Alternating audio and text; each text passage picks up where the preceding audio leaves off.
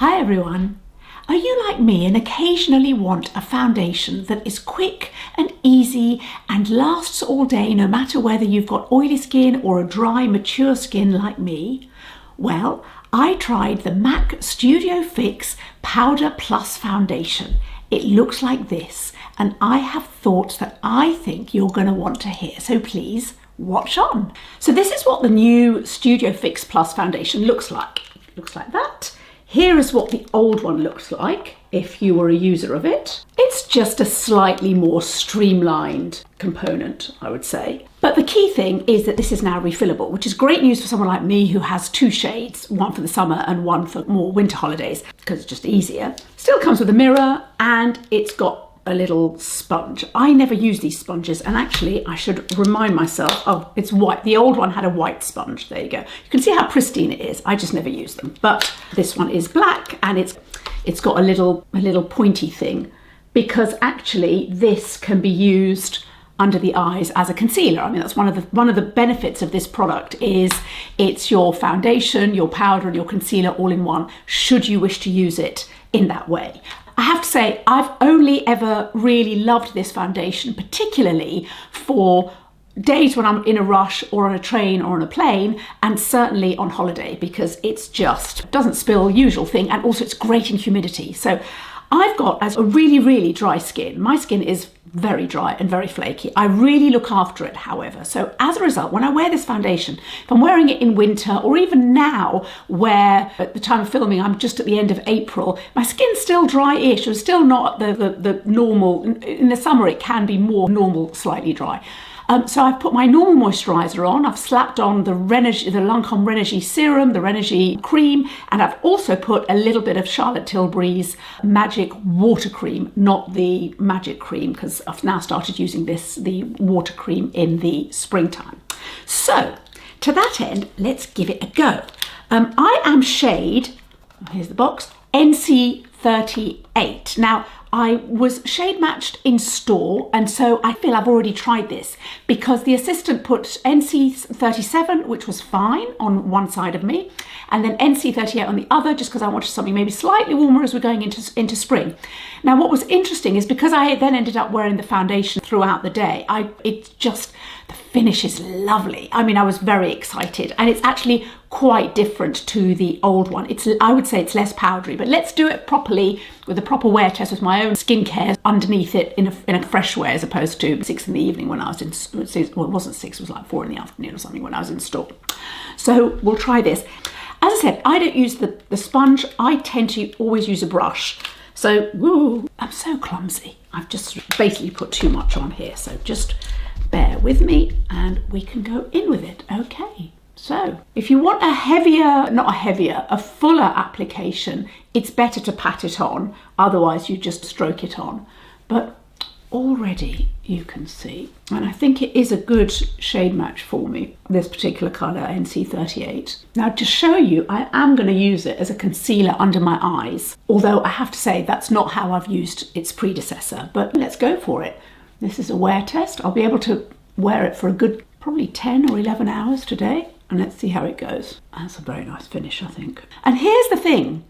I mean, I think you can see it, but it's certainly the case that when I wore it from the in-store application, it's not got the same flatness that the old Studio Fix had. I think there's a bit more, radiance is too strong a word, but it's just, maybe it's more of a modern matte. I'm not a marketing person. I'm just saying maybe that's the way that I would say it. One doesn't want to look too much like Miss Havisham. Okay, so that's what that looks like.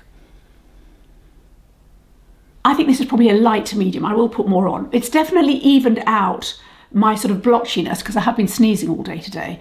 So, or all morning, I should say. So it has definitely done that. But can you see, I know I've got good skincare underneath. Can you see, even though my skin's dry, I don't have that flatness, which increasingly with age, I'm now in my very late 50s. That egg timer is definitely shooting down the chute. So I don't want to look completely flat. I'm not young enough to do that. But I do like a slightly matte look, as I said, particularly in high humidity. So that's when I really, really appreciate this foundation. It's on holiday, when I'm sightseeing, and I'm in a very kind of humid, sticky environment, and I just don't want to look like a really shiny person in my holiday photos. That's all. But this, can you see? You can still see on my forehead, there's still a bit of, I wouldn't say natural, but there is still a bit of glow. Yeah, I don't look really flowery.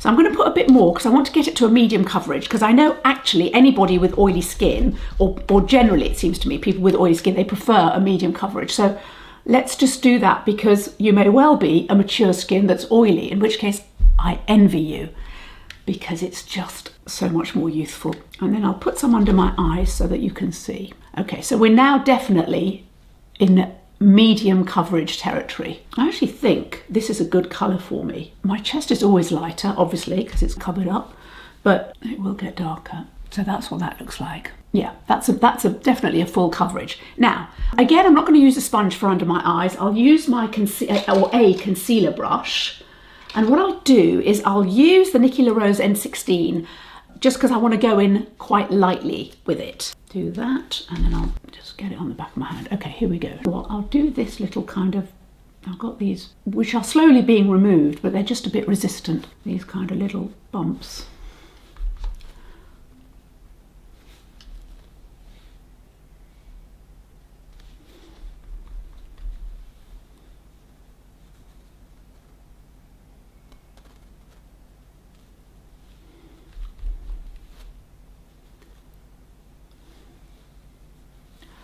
Gosh, that has concealed. Okay. I didn't have anything under my eyes apart from a bit of eye cream from actually quite early this morning, because I did reapply I applied my skincare first thing this morning. It was quite early, sort of 7-ish, and I've now reapplied the skincare to go underneath this foundation, because as I said, it really is for an oily skin type, but for me it works well as long as I've got, you know, a good bit of hydration underneath. But I didn't redo my eyes. So that has definitely helped with the old dark circles. Okay, I'm going to go away and put some eyeshadow on and do my eyes, and then I will come back and do a little check-in so you can see how this has worn. I'm super hopeful, because as I said, I had 2 shades on either side of my face just to compare and contrast 2 shades, and as I walked around, it was absolutely fine for several hours. It just didn't move and just looked lovely. It's just that one was slightly lighter than the other, which is why I ended up going for the 38. So I will go and do my eyes and I'll be back. So I'm back. I've put some blusher on and some eyeshadow. I'm going to bring you in a bit closer so you can actually have a look at what it looks like with blusher and a bit of bronzer on. I should have told you this before. There are 78 shades. And all the shades are new, so that's why you can't just assume you'll be matched with the colour that you've enjoyed before in the previous incarnation of this foundation. 24-hour oil control, and it's buildable with a blur matte finish. I do believe it's blurring, I really do. I've got a lot of lines under my eyes, and I'm not saying that they've got rid of them, but it's definitely done something. And remember, I'm wearing no concealer at all. I'm just using it as concealer, and it's definitely done something. So something good. And it's also where I've got larger pores, it's definitely blurred them for me so far. I mean, we'll do the wear test and so you can have a look, but that's what it looks like. Now, just in case you are a shade match with me, you should know that my dead on colour was, I have to keep lifting the bar, so NC37 was my dead on match. This is slightly warmer just because I wanted something warmer, but this is NC38. So if you're looking at it thinking, oh, it looks a little bit too warm for me, and as I said, we are shade twins, then you need to look at the NC37. But either way, you do need to go on counter to be shade matched, or you may well be adept enough to do it online. When I looked online, I thought I would be NC38, and the fact that I was right actually doesn't mean anything about my skill at all. It probably does mean that their shade descriptions are really accurate. As I said, I'll report back once I've worn this for several hours.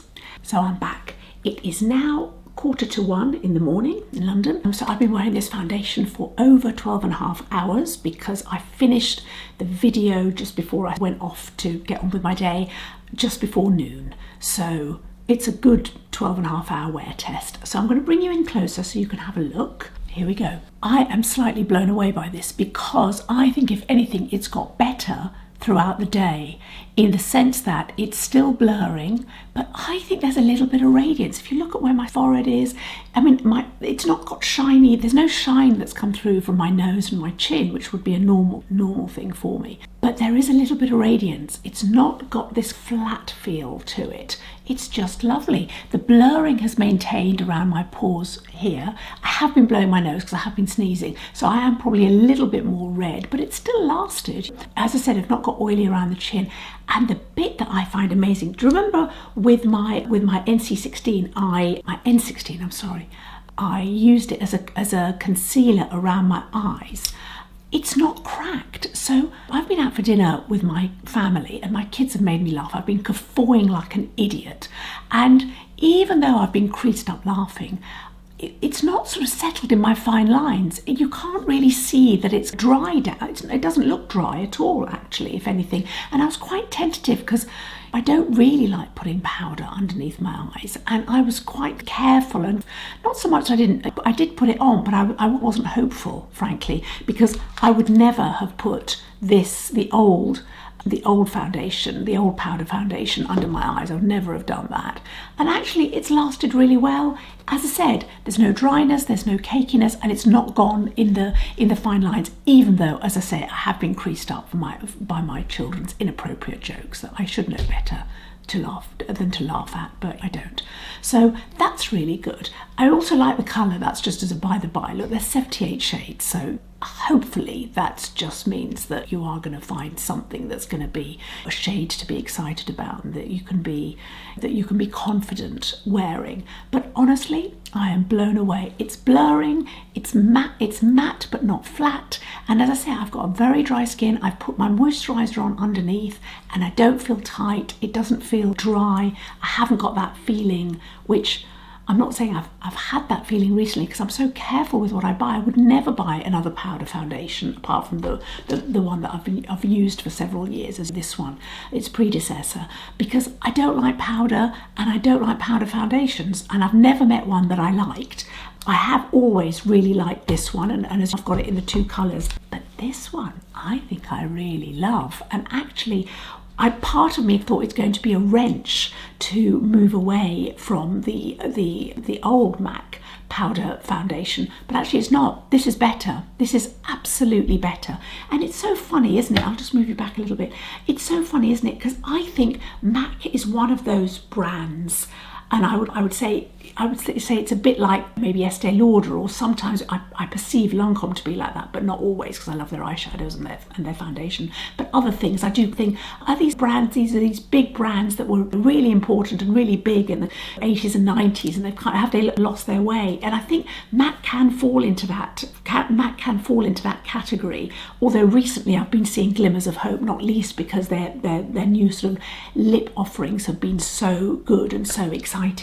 But for me, this puts MAC back on the map. It really does, because it's fantastic.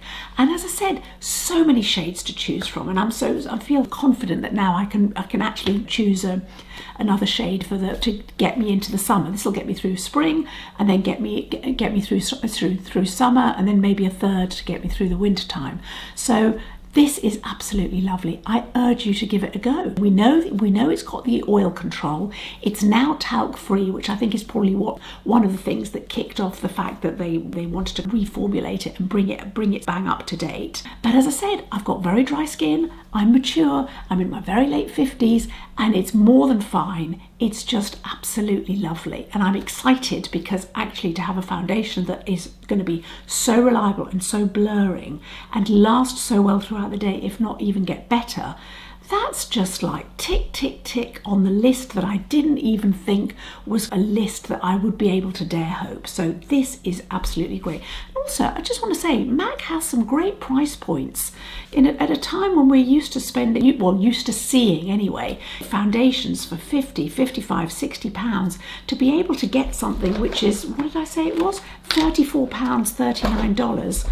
I'm just saying that's a really good price point. So please consider it. I mean, really do consider it, because you probably won't be disappointed if you're anything like me. Let me know. I want to know what you like from MAC and whether you're going to go for this. I will see you in the next video, and thank you so much for joining me. Bye.